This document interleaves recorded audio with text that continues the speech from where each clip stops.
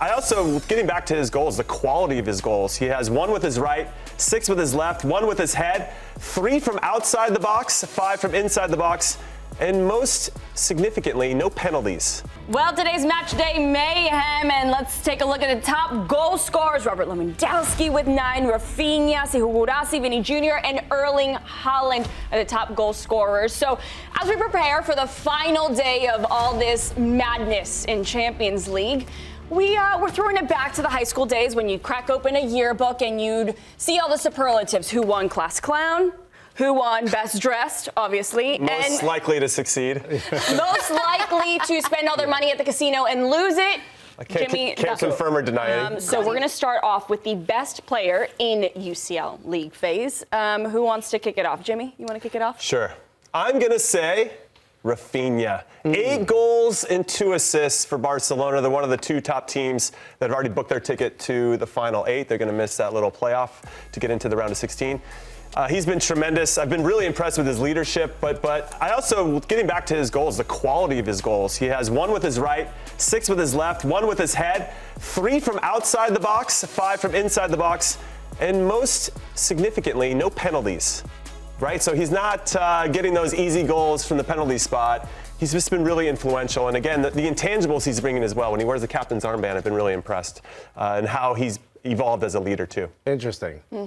Lisa? Yeah, thank you. Yes. That's all he has to say. That's all he has to add. Well, I picked someone who competes with him in front of goal, so. And takes penalties. Yeah. So I picked Lewandowski, and penalties, being the penalty kick taker, is something you earn, is it not? Sometimes it proves that you're maybe the best goal scorer. Also has not only more goals than Raphina, but has 1 less goal contribution, so he's putting it in across the board. I just think he's proving once again, the guy's timeless, man. He's like wine. I don't want to live in a world where Robert Lewandowski isn't scoring in Champions League. So for me, that's the best player. No. Alexis is most likely to argue with whatever you say, even if... It's fine. He can be a contrarian all he wants, I'm not being a contrarian. I picked the guy with the most goals in yeah, Captain Obvious. Yeah, okay, being contrarian to what I'm saying. It's not all about goals. It's not all about goals. Okay, that's fair. Who do you get? It's not all about goals. Antoine Griezmann has done an incredible job this year with Atletico Madrid, especially considering there was talks and rumors he might leave and go to MLS. He decided, I'm going to show up and I'm going to prove that I should be here. His quick movements, he's got great agility. The vision on the pitch is what sets up this team for success constantly. With Julian Alvarez scoring all the goals that he does, you don't get that without a Griezmann playing the style that he's playing, the consistency, and how well he's done in Champions League. It's criminal how underrated Griezmann is, and I think most people would say, well, he's not underrated. He's so much better than we give him credit for, and I think he is. That's the point. For both club and country. Yeah, very much so. Not anymore country, right? He just retired. But yeah, absolutely. But just in general, yeah. And for his ability to play in that midfield in multiple positions, his ability to play up top, absolutely incredible. One of those players that we're going to look back. It's weird to say because he's won so much, but he will be a streets won't forget. So we're going to move on to the best breakout star. Alexis, who you got here? Let's see if others agree. I'm going to go with Malik Tillman, someone who I think there were a lot of questions, especially if you think about it from the perspective that we sometimes think about it on this network, which is from the men's national team, right? There were a lot of questions as to where does he fit? You know, is he competing with Christian Pulisic? Do we really need someone centrally to just basically be a 10 when you could be a bit more versatile than some of the players that tend to start over him? He's put all of that conversation behind him. And all we ask of every player on the national team is go to your club and prove that you deserve to be picked for that position on the national team.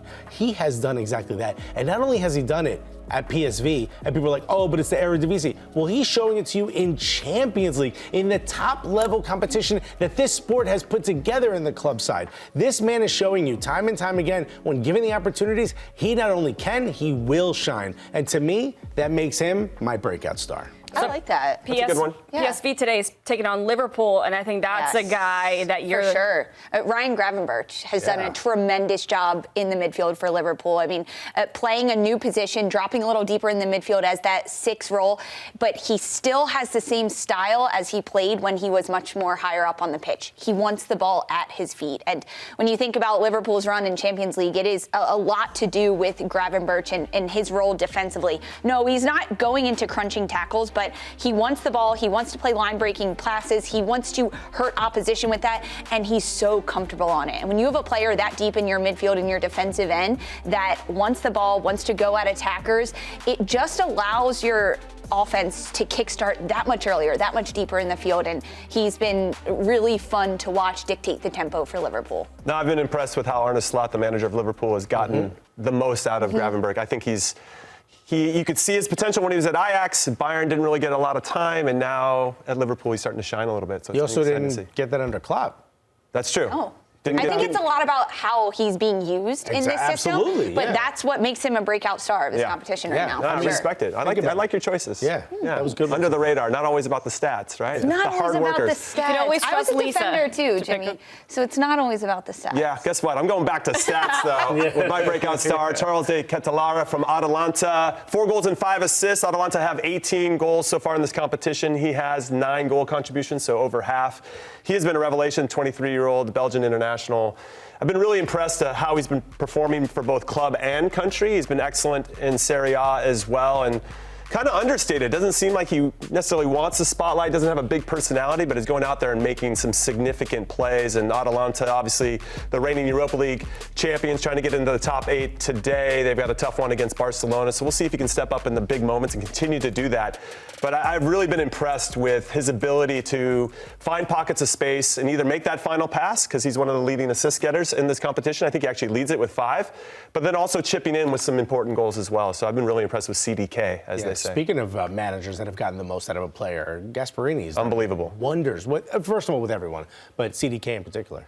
All right, so we've been talking about the positives, the highs. Let's take a look at some players, the biggest disappointments in this league phase. Lisa, the toughest grader here. Tell us who you picked. I'm looking at Juve with Dušan Vlahović, because he was supposed to be the attacking answer to all of their goal-scoring questions, and he has fallen short and not been able to do that, and not living up to the potential physically and technically that he was signed to do, right? One of the biggest contracts on this Juve roster, and he just hasn't been as multidimensional as he needs to be. He's very good going forward, getting the ball in behind, but back to goal, he struggles. And if you can't be lethal as a striker in at least one way of the game where you are money, no matter what happens, you have to be committed across the board in the different attacking phases of play to be consistent in the build-up, back to goal, spinning defenders, combination play, or going yourself. And now he's rumored to be on his way out, but I think it's a lot to do with how he just hasn't lived up to the expectations that Juventus set for him. Yeah. His form at Fiorentina was electric. And Thiago Motta coming in under Allegri, I could understand. Very defensive, not my favorite style of football.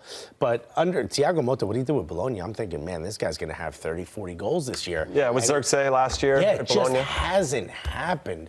And I can't figure out exactly what it is, because he seemingly is so versatile. For me, I went with the goalkeeper, and I went with Manuel Neuer. And maybe that's a little bit harsh, but for me, just You don't like old players. Very clear. You know what? Take him out back. I think speaking of Manuel Neuer, just someone who I think not only exemplified what a goalkeeper can be, a modern goalkeeper. I think he also shifted the needle of what we talk about, what we expect from goalkeepers. He can play sweeper keeper at times, one of the best passers. But he not only did all that, he never made mistakes. I don't know what happened after coming back from that injury, but this is just not the same Manuel Neuer. This isn't the guy that was inspiring the next generation of goalkeepers. He definitely has 2 clean sheets, but he's had one of the worst runs in Champions League. And when I look at Bayern, this is the competition in which you rate Bayern. Bayern should be winning Bundesliga. It's how they do in Champions League. That's how we rate whether Bayern's having a good year or not. Manuel Neuer, not doing it for him. It feels harsh. It feels harsh. Good year or not, Man City. If we're talking about a disappointing club, they would definitely be added to the list. But Jimmy, there's a player in particular that you've added to your disappointment list. Well, yes. Before we get into Man City, though, RB Leipzig needs to be part of the conversation. They're a good team. They have a lot of tremendous players. They've won 1 and lost 6 of their 7 match days. For me, that's unacceptable for a club of that caliber that has the ambitions that RB Leipzig has. You could go with a number of players there. But to get back to Man City, it blows my mind that Bernardo Silva, who is my pick here, has no goals and no assists and has played every single game in the Champions League. It's crazy to me that someone of his caliber that has so much experience, that has scored so many big goals for City over the years, it has just not shown up in this competition. So I'm pretty disappointed. No Rodri protecting him. Well, there's a lot, but even that aside, they still have players, and he should still have an impact. And they have so much quality. They still have 80% possession of the ball. Just been really disappointed in him not to have any goal contribution whatsoever. And finally, we're going to look at our biggest dark horses. Jimmy, I'm going to kick it off to you. Who's been your biggest dark horse? Well, listen. This might sound crazy. This team is currently in 17th place. Oh, they sound terrible. Terrible. I mean, they are really struggling. I don't know if you've heard of this team before. I don't know if they have it in them, but they seem to be finding their form at the right time. Real Madrid is my dark horse to win this conversation. Can you pronounce that again? Real Madrid. Okay. This is not how it's meant to be played. You're getting booed by the control room. They're my dark horse. Listen, they've won 15 of these trophies. Yeah. For them to do it again, come on. It's not possible, even if they had Kylian Mbappe. They're struggling right now. They don't have much of a chance. They're big underdogs. Dark horse. Yeah. I should have defined that before this. My apologies. 17th place. Yeah, that horse is tan.